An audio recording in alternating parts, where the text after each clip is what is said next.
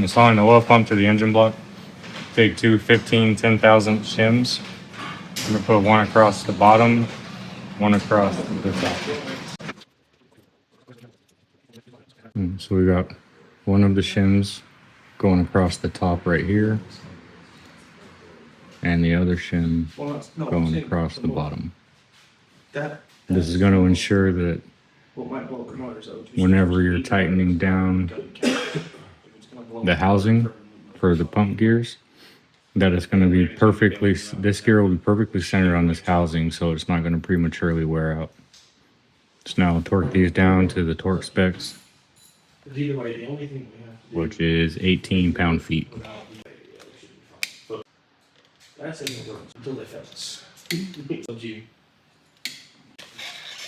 Exponentially worse than that. Yeah, let's just make sure that we're not getting hindered.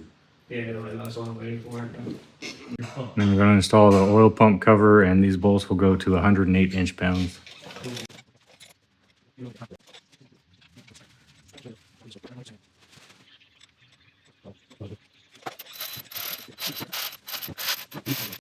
Got some. You're definitely also that way.